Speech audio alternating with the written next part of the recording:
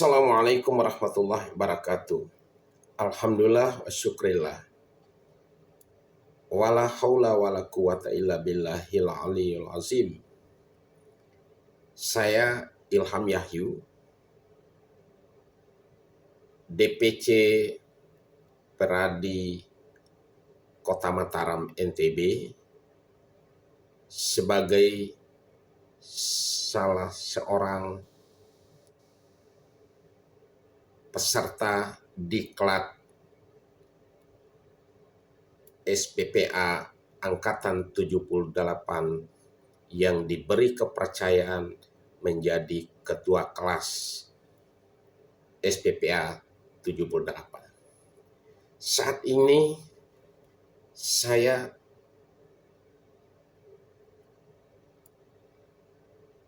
mengantarkan teman-teman yang sedang melakukan satu upaya tahapan proses diversi, yaitu salah satu tahapan yang menjadi satu kewajiban dalam implementasi penerapan Undang-Undang Nomor 11 Tahun 2012 yang ruhnya adalah restoratif justice, di mana pihak-pihak terkait yang berhubungan dengan hukum, ya dalam hal ini adalah anak yang berhubungan dengan hukum, akan mencoba melakukan tahapan musyawarah dalam upaya penyelesaian kasus hukum yang dialami oleh anak, baik anak pelaku dan anak korban. Karena itu kita ikuti tahapan proses yang dilakukan oleh peserta SPPA 78. Mari kita ikuti. Jadi Bapak Ibu sekalian dikumpulkan di ruang diversi ini untuk mencapai tujuannya, apakah itu diversi atau tidak. Tapi kami harapkan di sini anak tadi sudah dijelaskan secara kronologis, bahwasanya anak masih usia 15 tahun, terus korban 15 tahun. Jadi dari semua pihak kami kumpulkan di ruangan ini, ruangan yang sangat mulia, dan pertemuan ini mungkin kami perkenalkan secara persatu dari pihak-pihak mana saja yang harus hadir di ruang diversi ini. Silakan dari perkenalkan, nama saya Fakih Muhammad Abdallah. Bapak Ibu, saya di sini sebagai pemimpin kemasyarakatan pertama, dan saya telah melakukan penelitian kemasyarakatan ke rumah pelaku, kepada lurah setempat, dan kepada pihak tempat. Yang pertama, Pak, izin dari hasil lima saya ini, anak ini sebenarnya anak baik, Pak. Cuman dia ini melakukan kekerasan tersebut karena ada pemicu. Si Ucok tersebut terpikat oleh Bangkaret, kemudian menyatakan cintanya, singkat cerita ini Pak, menyatakan cintanya, namun cintanya ditolak dan mengatakan kata-kata kasar, unsur yang memang tidak pantas untuk dikatakan oleh anak kecil. Lalu si Ucok mendorong Margaret hingga membuat hidung yang mancung dan kening yang bersih itu menjadi berdarah. Dan juga keluarganya, ya bahwa di sini memang anak korban secara fisiknya juga mengalami dampak, juga ada luka, dan secara psikisnya juga anak korban adalah memang adalah anak yang ceria tadinya selama di sekolah, tapi setelah kejadian memang memberikan dampak anak tersebut menjadi pendiam dan pemurung. Dari sisi sosial juga anak korban merupakan anak yang interaksi dengan lingkungan cukup baik dan memiliki teman dekat, tapi dalam kesempatan karena sudah ada kasus tersebut, anak korban juga bisa untuk bersosialisasi. Dan mungkin rekomendasi dari Pekso sendiri adalah kepada keluarga juga untuk dari keluarga untuk korban dan juga pelaku agar bisa meningkatkan juga peran serta dari orang tua untuk melakukan pengawasan juga dan perlindungan kepada anak. Dan tidak lupa juga tempat terbaik bagi anak adalah keluarga dan juga anak juga harus tetap bisa untuk menuntut pendidikannya. Saya sih inginnya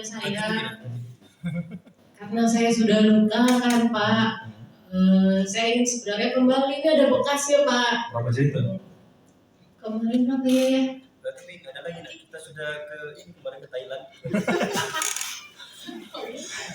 Ya, terus saya inginnya sih supaya dia tidak satu kelas lagi sama saya ya, supaya saya tidak trauma.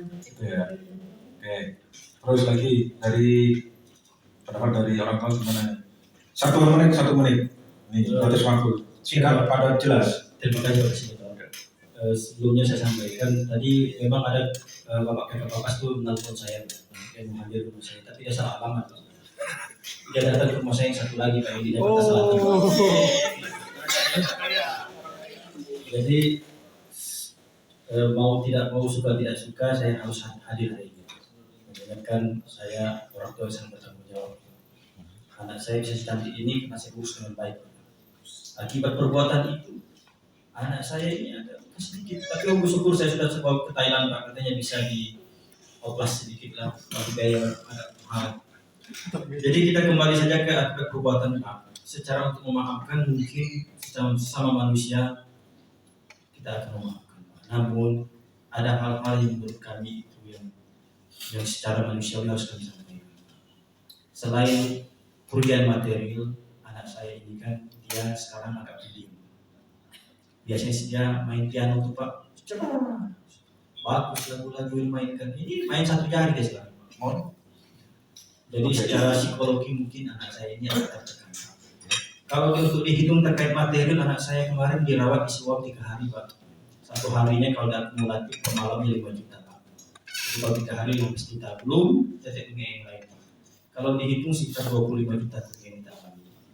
Kemudian Pak, pintaan kita kedua, kalau bisa ini Pak, si Ucok ini Pak, ini tadi bilang tiap hari anak saya pergi Pak. Anak saya ini kan anak baik-baik, tiap hari saya lesin supaya dia ini menjadi artis rencananya.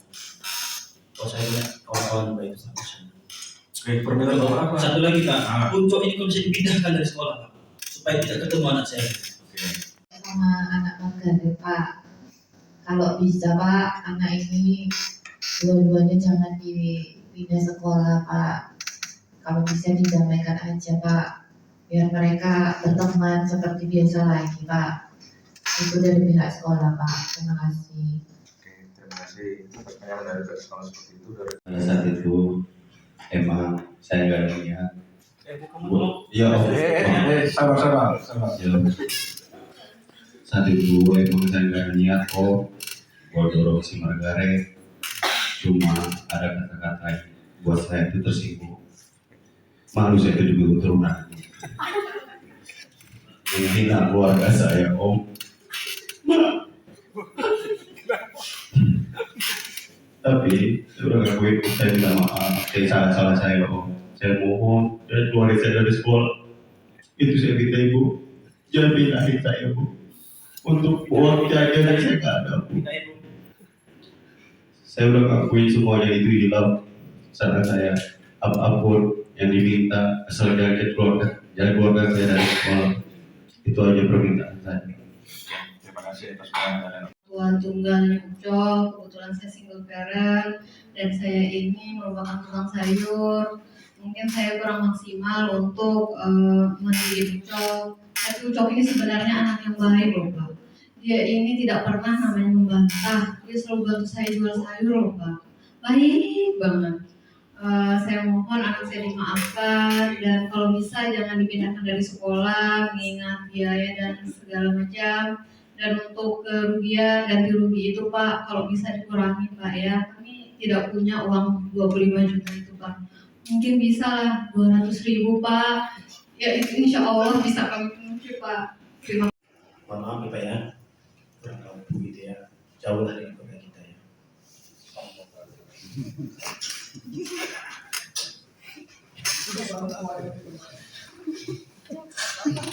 Jadi kalau memang untuk selain minta maaf, kita juga kalau menuruti kemauan dari keluarga korban, nanti tidak ada upaya memberi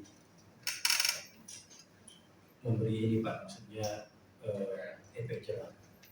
Jadi kalau memang tidak mampu 25 juta Pak, paling tidak 10 juta saja Pak. Baik ya.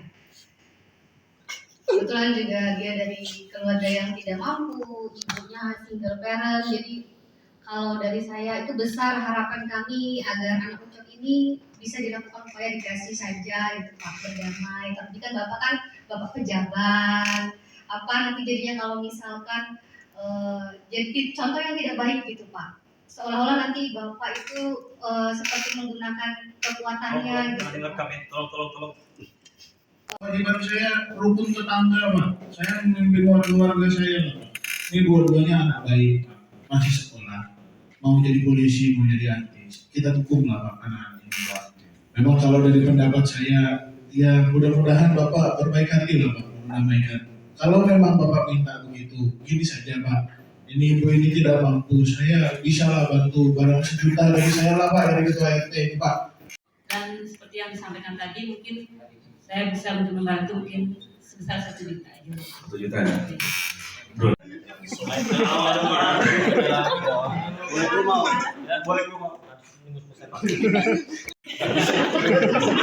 Sudah untuk mohon maaf, dan untuk kesimpulannya nanti kami tuangkan dalam berita acara. Dan saya tanya ini, saya selaku fasilitator dan selaku penyidik, apakah kita sepakat untuk diversi? Sepakat ya. Tapi Pak, yang anak saya Pak minta keluarin dia Pak sekolah gimana? Nanti kita jalan sekolah yang rekomendasi. Oke. Setelah ini kita tanda tangan terhadap berita acara diversi ini. Setelah itu kami tetapkan untuk minta penetapan ke pengadilan untuk dikeluarkan penetapan, kita laksanakan diversi, dan diversi ini berhasil. Terima kasih atas kehadiran Bapak Ibu sekalian. Mohon maaf apabila ada salah, apabila ada kekurangan. Wassalamualaikum warahmatullahi wabarakatuh. Pihak yang lain, karena korban ini menjadi kata kunci di sini dalam diversi. Karena diversi tersebut apabila korbannya sudah fit dan ibaratnya untuk yang lainnya tinggal ngikut aja.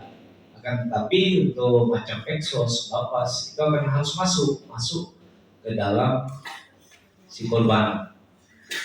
Adapun memang masyarakat kita boleh dikatakan hal ini tergolong baru, apalagi di masyarakat adat. Kalau di masyarakat adat yang dilibatkan itu udah lain ceritanya. Mereka akan berjibaku dengan adat setempat. Akan tetapi disinilah fasilitator yang mungkin menjadi kata kuncinya korban.